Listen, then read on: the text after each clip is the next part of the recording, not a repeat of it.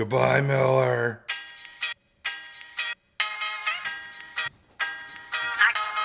Putting the band back together. Forget it. No way. We're on a mission from God.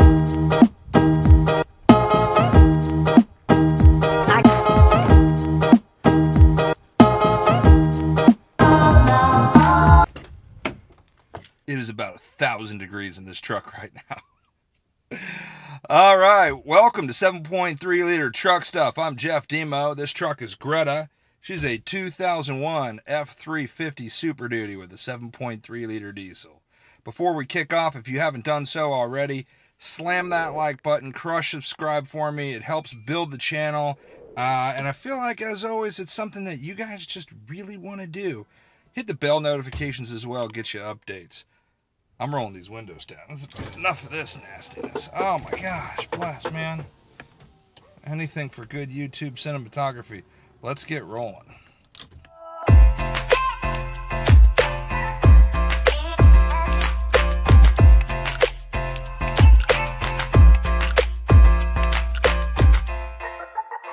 All right, so today's episode is very unique. It's something that I delayed posting for quite a while, trying to wrap my head around how to properly get all this information out to you. There's been a problem. There's a problem. But in order to explain, I need to give you guys some background. So let's start there. So there I was, no kidding. November 2019, two little kids, wrapping up a tail end of a divorce where I lost my SUV. And so I've got a Dodge Challenger that's paid off, limited edition, 1 of 500, and I'm bringing her into the used car shop saying, give me some money for her. I need a solid vehicle for these two little guys.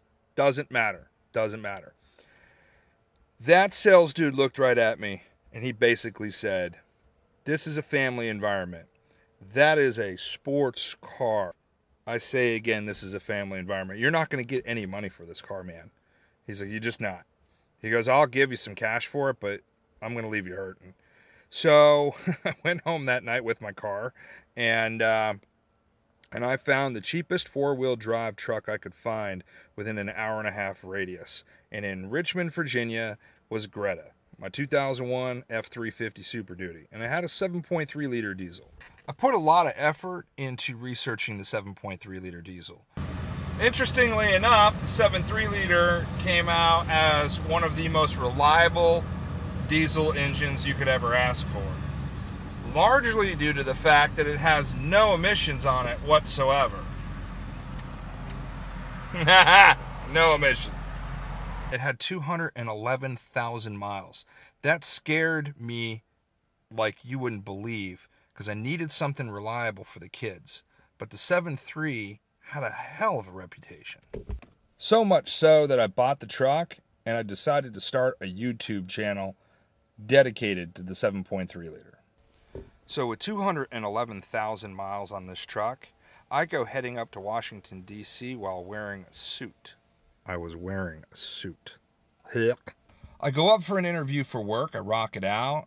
It's the end of the day. I'm on my way home. I'm on 95 South doing as fast as this truck can get me. 67.5 miles per hour. And I'm not going to say 7.3 liter diesel doesn't put out a fair amount of smoke, especially considering the fact that it doesn't have any emissions on it whatsoever.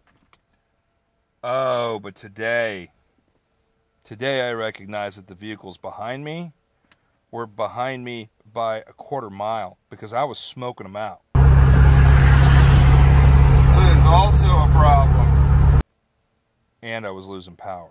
Alright, I'm getting major hesitation. I can hit the gas and I can almost feel her getting ready to stall out. And I'm only doing 45 miles an hour. Give it just that's a lot of gas right there, and it's really barely hitting the truck. And now I'm starting to get just a little bit of power back in. Take the Virginia 612 Longville Road exit. And then I just lose it all, just like that, going uphill. And that's what happened. I ended up on the side of the road. Twice. I was able to get her fired up and limp her home. And I was praying that it was something small, you know, one of those deals where at the end of your work day, you turn it off and you go back the next day and you turn on the truck and all of a sudden it's fixed? Wrong answer. Started her the next day and she was a disaster. I figured what was wrong with the truck was the fuel pickup screens that were in the gas tank. Because as I was doing research, somewhere between 150,000 and 200,000 miles, there's been some heavy recommendations to get those fuel pickup screens in the gas tank fixed. So I assumed that my issues were I was having a fuel problem. So I bought some brand new fuel pickup screens. Because I'm not dropping that fuel tank in my driveway, this was the first time I decided that I needed to take the truck in for an actual mechanic. Best move I made yet. American Pride Automotive in Williamsburg, Virginia. Absolute rock stars.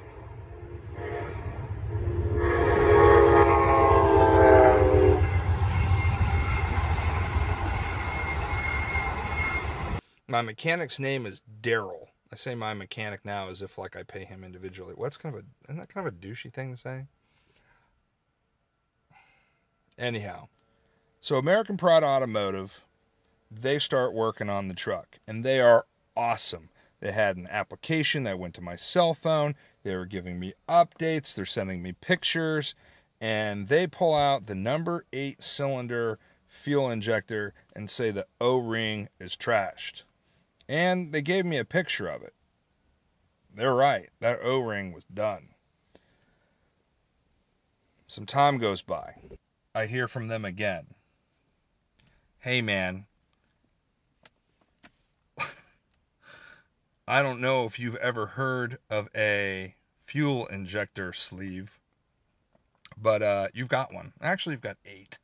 One for each cylinder. And your number 8 fuel injector sleeve is cracked. So we're going to put in all new fuel injector sleeves. That was the recommendation. I went with it. Let's do it. Not a problem. Let's rock and roll.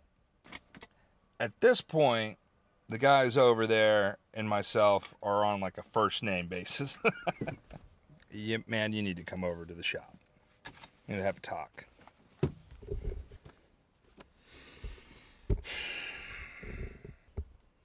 So I roll into the shop. And I'm talking to him, and I said, here's the deal, man.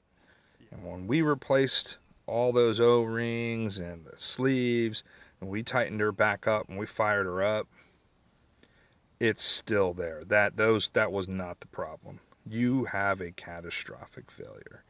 Jeff, you need a new engine.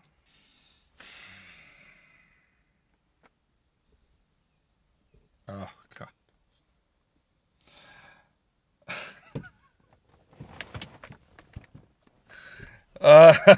God bless.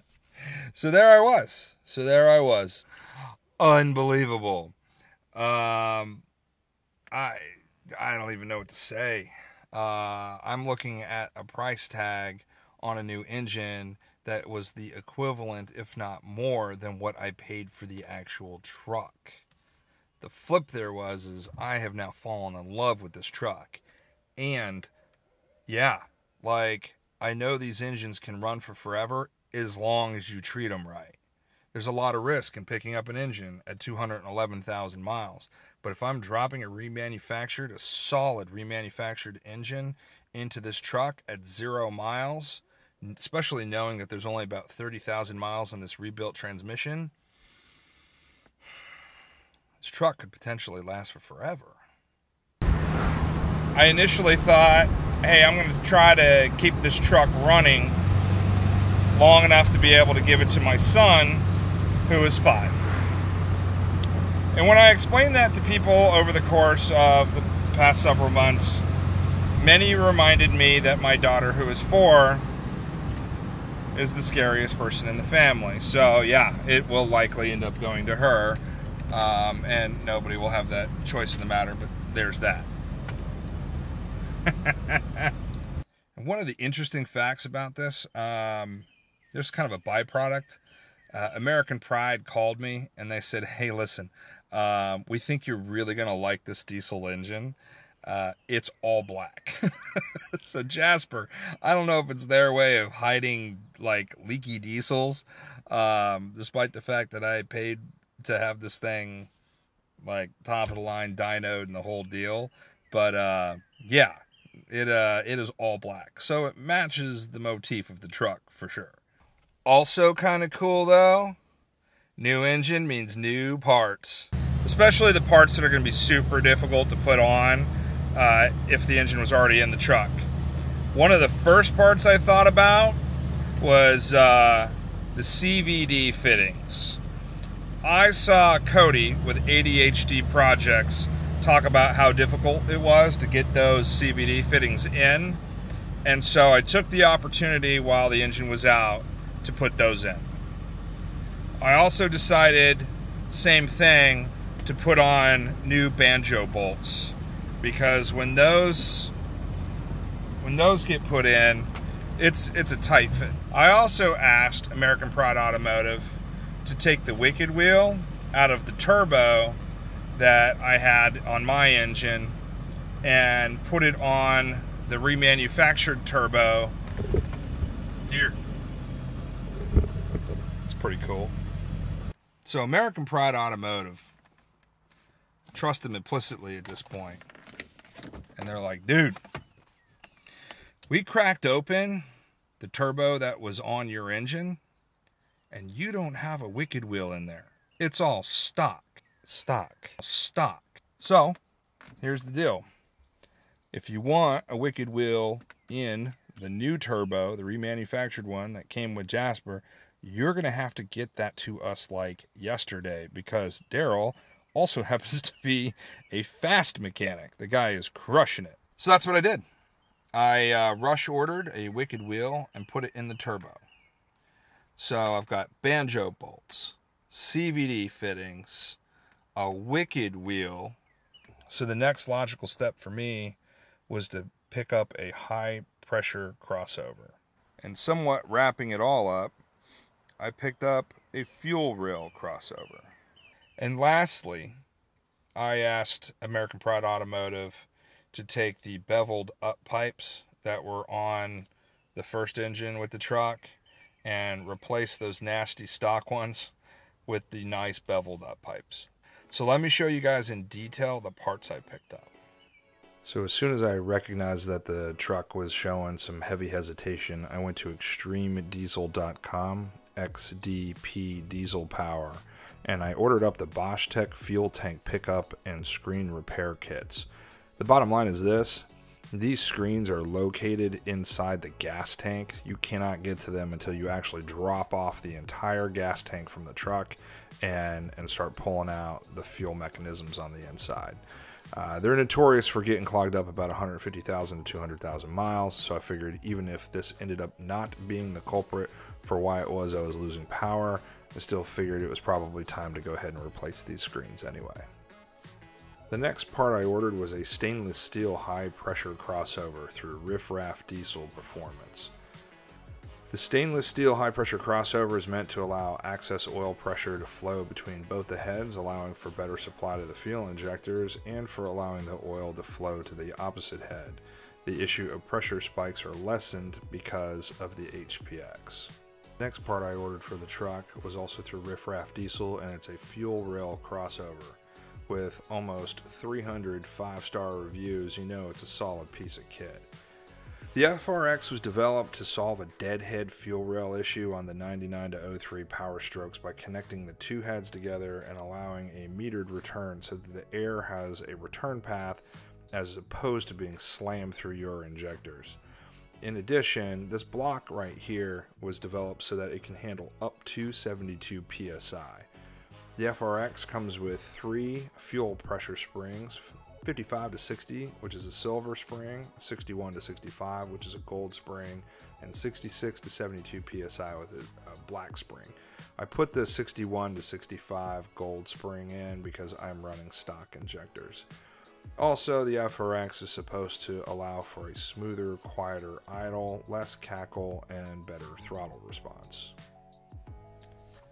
Taking full advantage of the fact that the engine was out of the truck, I installed Riff Raff Diesel's high flow banjo bolts. And if I recall correctly, I ended up ordering 2 sets of these guys. The bottom line is this. The stock bolts have tiny holes for the fuel to go through. We've seen people that have drilled these open before, but it can create a lot of turbulence. What Riff Raff is saying is they've created a larger opening for more fuel to flow through the bolts, but it does it in a way where it creates less turbulence. The next item that I wanted to install was a Riff Raff Diesel high flow fuel CVD fitting set. The bottom line is these things are just a real bear to install once the engine is in the truck. So I wanted to take every opportunity while the engine was out of the truck to put some of these difficult parts on.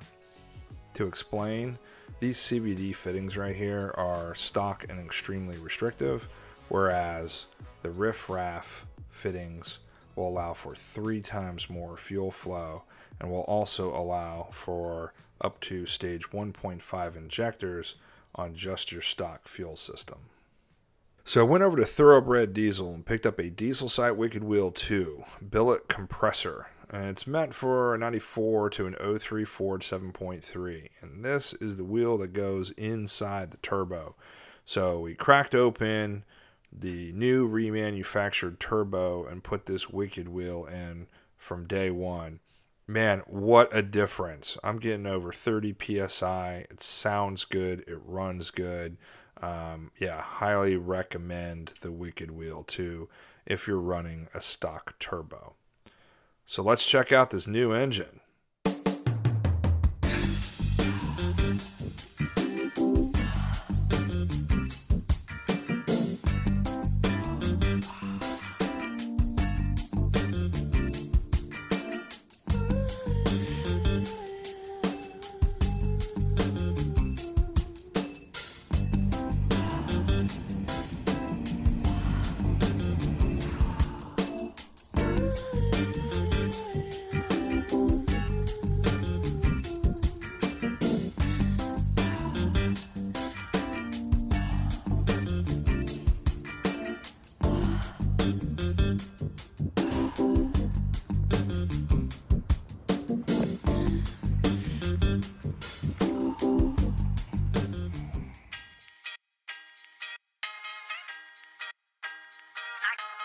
Putting the band back together.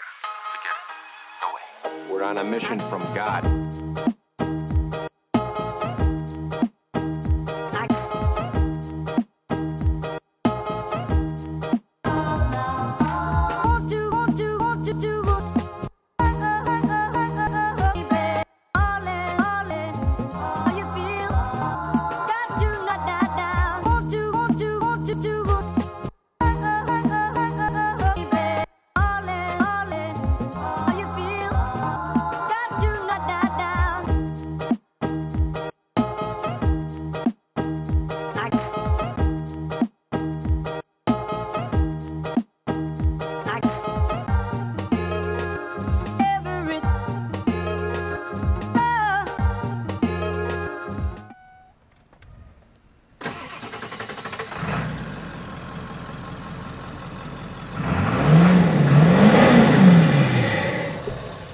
Yeah, she sounds good.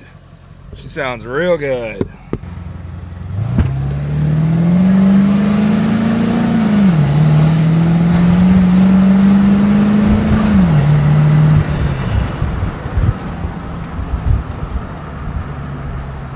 She's cooking now. And those are stock injectors too. So I am beyond stoked at the performance I'm getting.